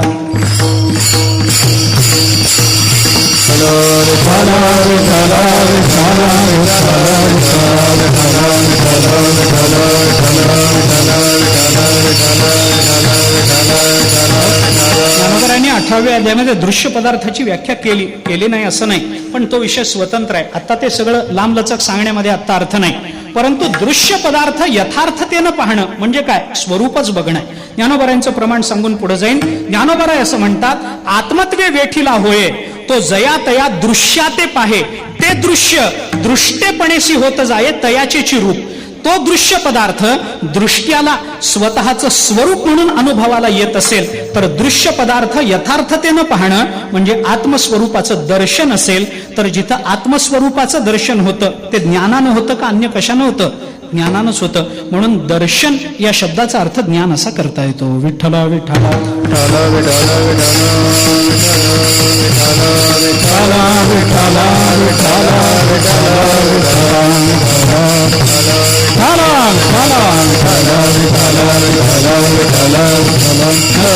आता या सगळ्या गाठी सुटून गेल्या, गोष्ट खरी. पण आपण मागे असं बोललो होतो की ज्ञान बाकीचं सगळ्या गाठी सोडतं, पण ज्ञान याची ज्ञानाचीच एक गाठ होऊन बसते. ज्ञानाचीच गाठ होऊन बसते महाराज. ज्ञान सुद्धा बंधनाला कारण आहे. ज्ञानोबाराय बोलतात, आपली भाषा नाही, अनुभवामृत काढा. ज्ञानोबाराय म्हणतात, ज्ञान बंधाईसे शिवसूत्राचे निमिसे मणितले असे सदाशिवे. शिवसूत्राचं प्रमाण घेऊन ज्ञानोबारायने ज्ञानम बंधहा हे शिवसूत्रामध्ये दोनदा आलेलं सूत्र आपल्या समोर प्रकट केलेलं आहे. एकदा पहिल्या प्रकरणामध्ये शिवसूत्रामध्ये ज्ञानम बंधहा असं आलं आणि तिसऱ्या प्रकरणामध्ये, तीनच प्रकरणाचा छोटासा सूत्रबद्ध ग्रंथ आहे, काश्मीर शैव दर्शनाचा मूल ग्रंथ मानला जातो. वसुगुप्ताचार्यांना भगवान शंकरांनी दिलेली सूत्र शिवसूत्र या नावानं प्रसिद्ध आहेत आणि ही शिवसूत्र 3 प्रकरणामध्ये विभागली गेलेली. या 3ही प्रकरणा, पहिल्या आणि तिसऱ्या या 2 प्रकरणामध्ये ज्ञानम बंधहा हे सूत्र तिथं आलेलं दिसतं. ज्ञानोबारायांनी त्या सूत्राचा विचार आपल्या समोर मांडला. आता त्याच्यातल्या पहिल्या अध्यायामध्ये, पहिल्या प्रकरणामध्ये जे सूत्र आलं की नाही, त्याच्या आधी प्रत्यगात्मा ज्ञानम बंधहा असं सूत्र आलं. आधी प्रत्यगात्मा शब्द आला, त्याच्यामुळे प्रत्यगात्मा असा शब्दामध्ये असलेला असा विचार करून प्रत्यगात्मा ज्ञानम बंधहा, इथं ज्ञानम याचा इकडचा घेऊन अज्ञानम बंधहा असं भाष्यकारांनी त्या वसुगुप्ताचार्यांच्या त्या शिवसूत्रावरती एक प्रत्यभिज्ञा विमर्शिनी नावाची टीका आहे. प्रत्यभिज्ञा विमर्शिनी नावाची टीका आहे. त्या टीकाकारांनी या ज्ञानम बंधा पहिल्या प्रकरणातलं जे आहे तिथं ज्ञानम शब्दाचा अज्ञानम बंधा असा अर्थ केला. पण तिसऱ्या प्रकरणामध्ये जे ज्ञानम बंधा असं सूत्र आलं त्याच्या आधी मात्र अशा पद्धतीचं कोणतंही अक्षर नसल्यामुळे तिथं ज्ञान हाच बंद होतो. कोणता ज्ञान बंद होतो? वृत्ती ज्ञान बंद होईल का स्वरूप ज्ञान बंद? अरे ते कोणतं का होईना, आत्ता आम्हाला ज्ञानम बंध एवढंच सूत्र महत्वाचं आहे की नाही. ज्ञान बंध ऐसे म्हणजे जे ज्ञान इतर अज्ञानानं निर्माण झालेल्या सगळ्या गाठी सोडवतं तेच ज्ञान नंतर आपल्या जीवनात महत्वाची गाठ होऊन बसतं. विठ्ठला विठ्ठल विठ्ठल विठ्ठल विठ्ठल विठ्ठल विठ्ठल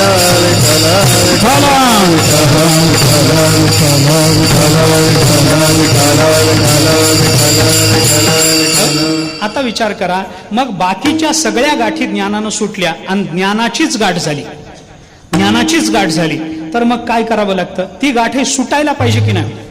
अज्ञान ज्ञाने नेलिया, ज्ञाने कीर्तिमुखत्व केली आहे की नाही.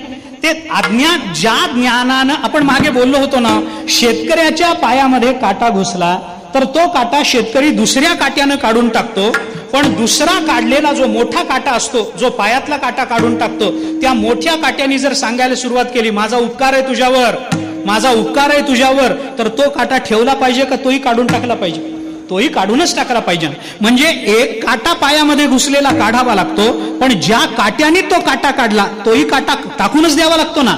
तसं ज्या ज्ञानानं अज्ञान निवृत्त होतं ते ज्ञान सुद्धा अज्ञान निवर्तकत्व त्याच्या ठिकाणी आल्यामुळे त्याच्या ठिकाणी निवर्तकत्व येतच. विठ्ठला विठ्ठल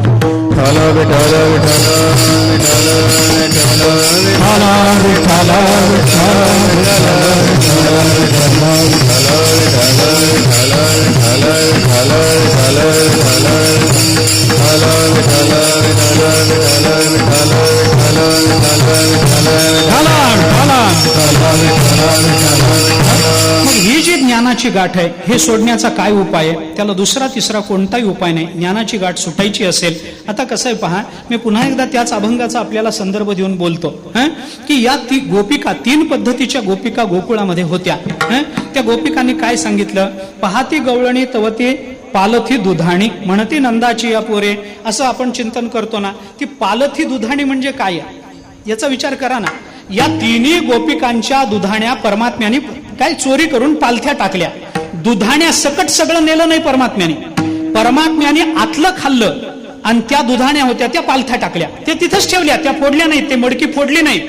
त्या ज्या दुधाण्या होत्या त्याच्यातलं आतलं लोणी खाऊन घेतलं, आतलं तूप दही दूध काय घ्यायचं ते घेऊन टाकलं आणि त्या दुधाण्या पालथ्या टाकल्या. तव ती पालथी दुधाणी असा शब्द की नाही. मग पालथी म्हणजे काय असतं? पालथी म्हणजे काय? ज्ञानशेष सुद्धा शिल्लक राहू नये.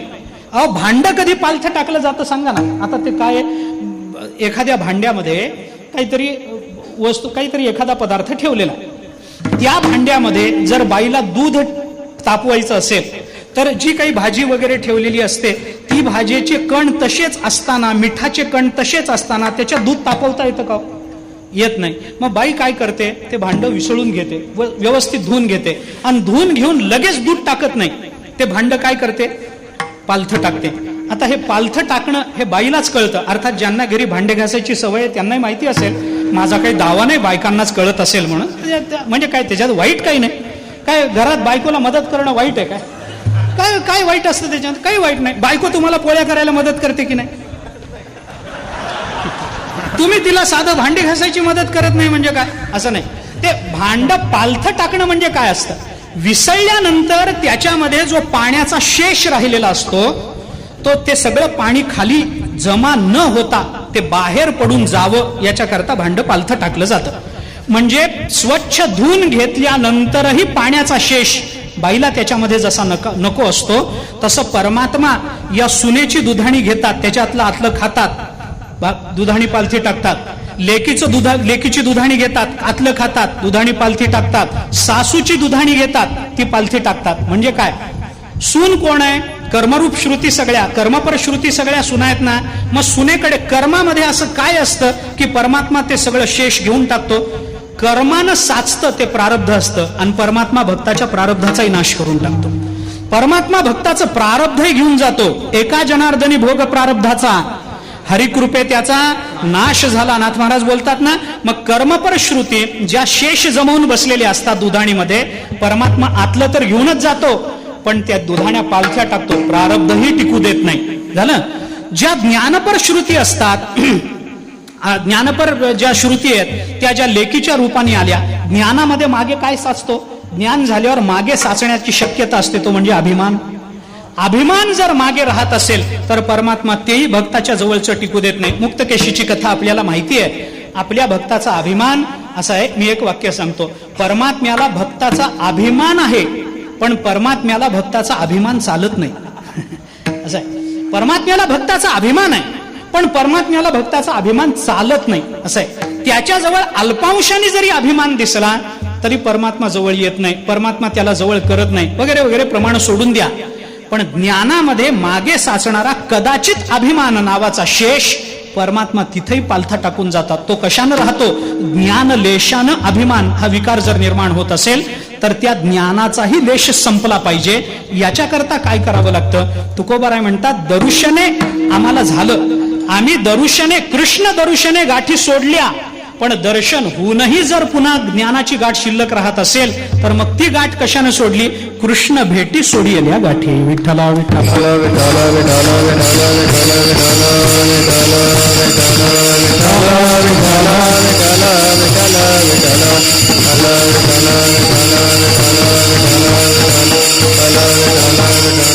भेटीनच गाठ सुटते आणि ती गाठ सुटल्याशिवाय भेट होतही नाही.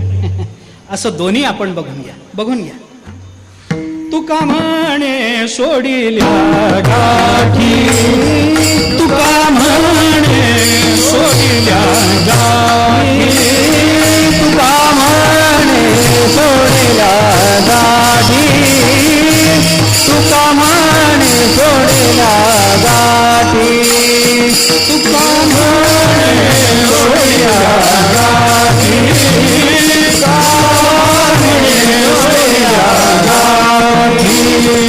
तुका म्हणे सोडिल्या गाठी, तुका म्हणे सोडिल्या गाठी, दिली मिठी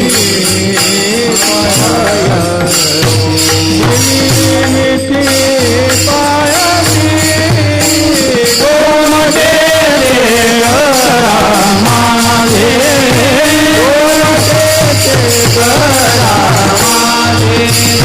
दिली मिठी पायासी, दिली मिठी पायासी, गोमटे करा माझे, गोमटे करा माझे. तुका म्हणे सोडिल्या गाठी, दिली मिठी पायासी. गाठी सोडिल्या आणि मग पायाला मिठी दिली असा अन्वय लावण्यापेक्षा आत्ता असा अन्वय लावा, पायाला मिठी दिली आणि सोडिल्या गाठी आणि आमच्या गाठी सुटून गेल्या. पायाला मिठी देणं म्हणजे काय? भेट झालीच ना. पायाला मिठी देणं म्हणजे कृष्ण भेटी सोडियल्या गाठी असं चिंतन आपण करा. दरुशने सोडियल्या, कृष्ण दरुशने सोडियल्या गाठी, कृष्ण भेटी सोडियल्या गाठी, सोडियल्या गाठी कृष्ण दरुशने, दरुशने कृष्ण भेटी. कृष्णांची, भगवान श्रीकृष्णाची भेट झाली. आता ही भेट झाली म्हणजे काय? भेट झाली म्हणजे भक्ती. भेट होणं, भक्ती या अर्थाने आपण घ्या. दोन्ही अर्थाने आपल्याला दर्शन हा शब्दही आपल्याला भक्तीचा वाचक घेता येतो, भेट हा शब्दही भक्तीचा वाचक घेता येतो, दर्शन शब्दही ज्ञानाचा वाचक घेता येतो आणि भेट शब्दही ज्ञानाचा वाचक घेता येतो. ज्ञानोबारांनी दोन्ही अर्थाने ते वापरलंय, नाही असं नाही. तेथ प्रियाची परमसीमा, तो भेटे माऊली आत्मा, तया खेवी आटे डिंडिमा संसारिक हे. हे बोलताना ज्ञानोबा काय म्हणतात? प्रियाची परमसीमा तो भेटे, तो कोण आहे? प्रियाची परमसीमा कोण आहे? आत्मा. यम आत्मा परानंद परप्रेमास्पदम येत हा आहेच ना, पंचदशी बोलतेच ना आपल्याला. यम आत्मा परानंद परप्रेमास्पदम, तो परमप्रेमास्पद आत्मा असेल तर ज्ञानोबाराय जवळ जवळ त्या श्रुतीचं भाष्य हे करताना अनुवाद करण्यासारखं बोलतात. तेथ प्रियाची परमसीमा, तो भेटे माऊली आत्मा, तया खेवी आटे डिंडिमा सांसारिक आहे. त्याला खेव म्हणजे त्याला आलिंगन दिलं, भेट झाली, परिणाम काय? आटे डिंडिमा सांसारिक आहे. सांसारिक डिंडिमा, डिंडिमा म्हणजे त्याची सगळी प्रभाव, ते सगळं त्याचा विकास विस्तार तो सगळा आटून जातो. हा सगळा विस्तार आटून जातो. ज्ञानवाचक भेट शब्द घेता येतो, येत नाही असं नाही, परंतु आपल्याकडे काय आहे, दर्शन आणि भेट याच्यामध्ये आपल्याकडे काय आहे, पांडुरंगाचं दर्शन घेण्याची पहिली जी पद्धत होती अगदी जुन्या काळी, तुकोबारायांच्या काळामध्ये म्हणायला हरकत नाही.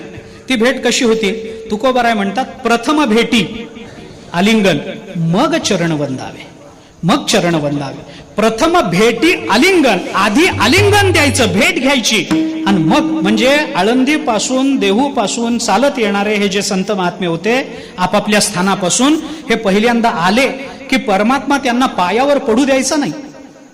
परमात्मा पायावर पडणाऱ्या तुकोबारायांना दोन्ही खांद्याला धरून उठवायचा, आधी आलिंगन द्यायचा, आधी आपली कृतार्थता करून घ्यायचा आणि मग त्यांना पाया पडू द्यायचा. परमात्मा पहिल्यांदा त्यांना पाया पडू द्यायचा नाही. म्हणून तुकोबाराय बोलतात प्रथम भेटी आलिंगन मग चरण वंदावे. प्रथम भेटी म्हणजे आधी आलिंगन द्यायचं आणि मग चरणाचं वंदन करायचं. असा जर विचार असेल तर भेट म्हणजे आधी भावाचं प्राकट्य व्हायचं आणि मग चरण वंदावे. चरण शब्द स्वरूपाचा वाचक आहे की नाही, चरण शब्द स्वरूपाचा वाचक आहे. उत्तमानाम स्वरूपम ही पाद शब्देन भन्यते. या अर्थाने जर आपण बघितलं तर पाय हा शब्द स्वरूपाचा वाचक आहे. मग चरण वंदावे म्हणजे मग स्वरूपाशी एकरूपता सिद्ध व्हायची, पण आधी भावरूपता म्हणजे भक्ती आधी आणि मग दर्शन. असा जर विचार करायचा असेल तर आधी आम्हाला दर्शनानं बाकीच्या गाठी सुटून गेल्या ज्ञानानं, परंतु ज्ञानाची जी गाठ आमच्या अंतःकरणात बसली ती मात्र कृष्ण भेटीनं म्हणजे भगवंताच्या दर्शनानं भेटीनं, याचा अर्थ भगवंताच्या भक्तीनंच ती गाठ सुटू शकते. आता ती कशी सुटते, त्याच्या मागे भक्तिशास्त्राने काय विचार केला हा स्वतंत्र विचार आहे. आता मला तो सांगायचा नाही, वेळही आपल्याकडे तेवढा नाही. थोडक्या शब्दामध्ये त्याचा विचार जर वेगळ्या अंगाने अजून एका अंगाने करायचा झाला तर आपल्याकडे गाठीचा विचार करताना चिदचित ग्रंथीचा विचार केला. जड आणि चेतन या दोघांना एक समजणं म्हणजे काय, चित आणि अचित. चित म्हणजे चेतन, अचित म्हणजे जड. जड आणि चेतनाला एकरूप करून बघणं याला आपल्याला चिदचित ग्रंथी या शब्दाचा अर्थ गाठ असाच मानावा लागतो. मग या ग्रंथी कोणत्या आहेत, 5 पद्धतीच्या ग्रंथी, जीवेश्वर भिदा चैव जडेश्वर भिदा तथा वगैरे मागे बोलून आलो आपण. त्या 5ही गाठी प्रपंचो भेद पंचकहा इथपर्यंतचा विचार केला तर आपल्याला या 5ही गाठी ज्ञानानं सुटताना दिसतात. मी थोडं वेगळं बोलतो. काय आहे की आपल्याकडे वेदांतामध्ये अजून 3 पद्धतीने याचा विचार केला. आपल्याला आवरणाचा विचार सांगितला गेला. या आवरण म्हणजे काय हो, झाकून टाकणं, बांधून टाकणं म्हणजे एका पद्धतीची गाठच आहे. आवरणाचा विचार सांगताना असत्वापादक आवरण, आभानापादक आवरण ही 2 आवरणं सांगितली जातात. परमात्मा सच्चिद आनंद रूप आहे, परमात्म्याच्या सद्रूपावरचं आवरण म्हणजे असत्वापादक आवरण आहे. परमात्मा चिद्रूप आहे, त्याच्यावरचं आवरण म्हणजे आभानापादक आवरण आहे. झालं, इथपर्यंत झालं. आता थोडासा विचार असा सांगितला जातो, अद्वैत सिद्धीच्या एका टीकेमध्ये 3रं एक आवरण सांगितलं. परमात्म्याच्या सद्रूपाला आवरण आहे, परमात्म्याच्या चिद्रूपाला आवरण आहे, तसं परमात्म्याच्या आनंद रूपालाही आवरण असलं पाहिजे की नाही, आवरण असलं पाहिजे. म्हणून 3रा एक प्रकार आपल्याला अद्वैत सिद्धीच्या एका भाष्यकाराने सांगितला. तो म्हणतो 3रं एक आवरण आहे असत्वापादक आवरण, आभानापादक आवरण आणि अनानंदापादक आवरण. ही 3 आवरणं असतात. आता ते असत्वापादक आवरण कसं सुटतं, आभानापादक आवरण कसं सुटतं याचा विचार न करता मी आपल्याला फक्त विभागवार एवढंच सांगतो की आतापर्यंत बघितलेल्या सगळ्या गाठी या असत्वापादक आभानापादक आवरणामध्ये घेऊन टाका. या सगळ्या गाठी असत्वापादक आवरण, आभानापादक आवरण ज्ञानानं सुटतं, पण अनानंदापादक आवरण सुटायचं असेल तर त्याला भक्तीच केली पाहिजे. विठ्ठला विठ्ठला विठ्ठला